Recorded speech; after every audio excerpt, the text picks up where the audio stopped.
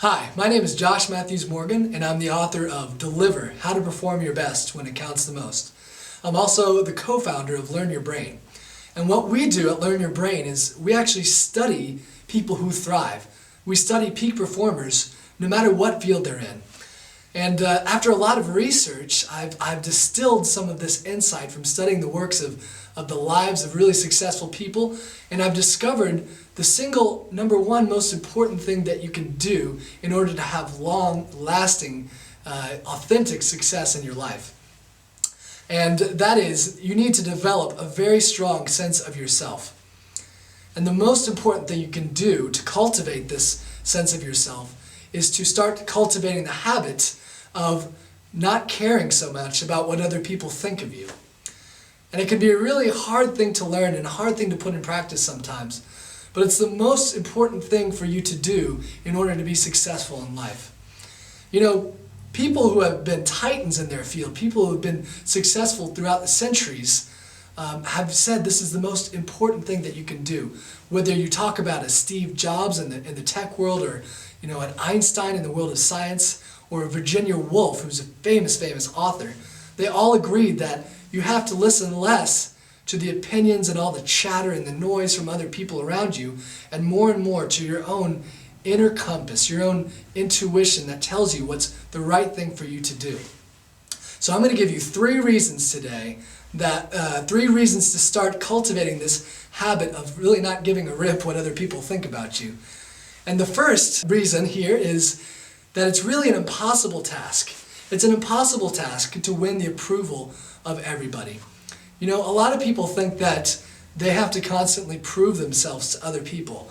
In fact, if you read a lot about sports, and I do a lot, you'll see a lot of athletes, they're quoted in the paper saying, we've got to win this game to show the world what we're all about, or we've got to prove ourselves to the world so everybody takes us seriously, And what they're really saying is they want everyone to think that they're awesome, right? When you boil it down to that.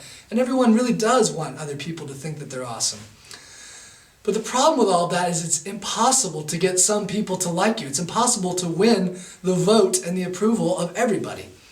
Now, sometimes people are really just incapable of giving you that love, and it's got nothing to do with you and everything to do with them.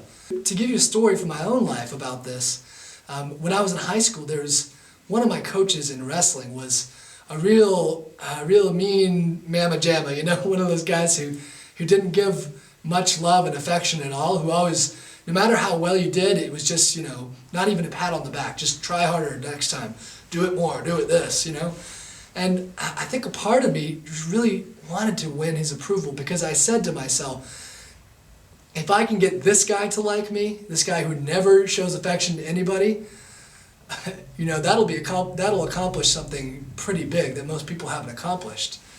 But the problem with that is it didn't really happen, because I realized years later that this man was almost incapable of giving me the love and the respect and the admiration that I wanted, because he didn't feel it for himself. That was a huge lesson for me to learn. Don't try to make other people like you. Don't try to make them think positively about you. If they can't see your value, it's their fault. It means that their vision is messed up. They're seeing you in some kind of screwy way. You're a brilliant person, and I just know you're a brilliant person, but not everybody will be able to know that, because their vision, their inner vision, is sometimes so messed up. The second big reason why you want to give up the peanut gallery and let go of what anyone else thinks about you is that it really is a hollow thing to pursue in the first place. See, what matters isn't what other people think about you. It's what you really think about you that's going to determine how far you go in life. So if you don't admire and respect yourself, can you really expect someone else to give you that same love and admiration? It's almost impossible, right? There are some people who spend a lifetime, begging other people to like them, practically demanding it, twisting themselves into awkward positions and trying to, do everything possible to make someone like them. And when a little bit of affection comes their way, it's just such a hollow feeling, because they're looking for love in all the wrong places, guys, right? They haven't first taken the time to find admiration and love and respect for themselves. And here's the other cool thing about this, that if you really start cultivating the sense of personal power that comes from not really caring what other people think about you and just focusing on your own inner value, you become incredibly attractive. You become incredibly charismatic. Have you ever seen those people who walk into a room just exuding that aura of, I'm here and I have a lot of value to give to the world, and if you don't care about me, or if you don't see my value, that's your fault? You know, that's an incredibly attractive thing. People will naturally be drawn to you if you can cultivate that. The takeaway from this is, don't worry about what others think about you. Worry more, focus more on what you think about yourself. The third and final reason why you should start ignoring the peanut gallery more and more is that it's the number one quickest way to put the brakes on your success, to keep you stuck in struggle and frustration. You know, true success really comes when you get in touch with that core of value that you possess, and when you decide, this is who I want to be in the world, and this is what I want to give to the world. It doesn't come from worrying about what other people will think about your work or about you as a person. You know, I say all this, but it still is a really tricky thing sometimes to live by.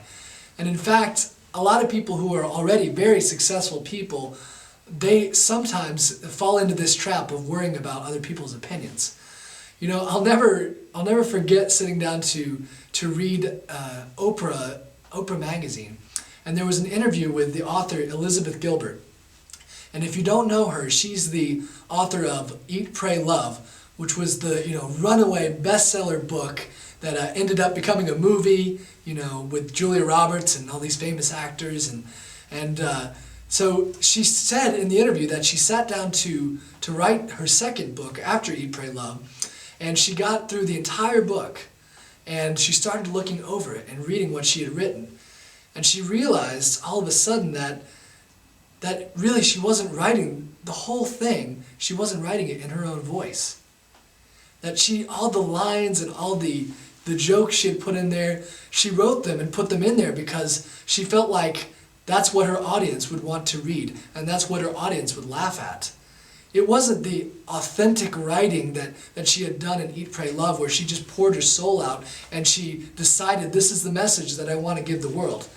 It was, her caving into what she thought other people would want to hear. And in her own words, it was really garbage. So that's where it ended up, in the garbage can, and she had to start all over again. I tell you this story so you can realize that all of us sometimes fall into this trap. And it's especially easy to fall into the trap when someone who is closest to you is the one who's perpetrating all the problems, right? I remember a time when I sat down to talk to a young girl who was in college, and she was actually in law school, studying to become a lawyer, right? And I asked her, I said, well, do you enjoy law school? And she paused for a second, and she said, no, I don't really enjoy it at all, actually. And I said, well, if you don't enjoy it, why are you in law school? She said, well, my mom is a lawyer, and she wants me to be a lawyer too. And I looked at her for a second, and I said, well, but you don't enjoy it, so why are you even doing it? She said, well, my mom pays for my education, and she told me that if I didn't go to law school, she wouldn't pay for me to go to school, so I have to. And I sat there thinking, God, this is so sad that this mother has her own daughter hostage to her own desires because she thinks that she knows what's best for her. And that's how it usually happens, that she's not a bad person or not a bad mother necessarily, she just thinks she knows what's best for her daughter, right? Sometimes it's the well-meaning people that cause the most problems because they convince us that really they're right about our own lives and that we don't really have a say in our own lives. But the problem with that is that nobody really knows you on a deep level like you know you. Nobody can really understand your talents and the way that you're wired. They've also probably forgotten that the single most important thing for creating long-lasting success is desire. And if you don't have the desire to do something or to become something, you can spend a lifetime working on something and it'll never amount to anything. You won't be successful with anything because that basic premise, the basic foundation of success is that you have the desire. So I want to wrap up today by encouraging you to develop what I consider the greatest form of courage. And the greatest form of courage is not how many people can you get to like you. The greatest form of courage is being true to yourself, even in a world that demands that you conform, and even in times when people closest to you might doubt you. See, it's your life after all. And if you start by cultivating today the habit of ignoring the peanut gallery and not giving a rip what other people think about you, it's going to free you up to pursue the things in life that you're most passionate about. It's going to allow you ultimately to have the greatest impact in your own personal life, in your community, and even the world.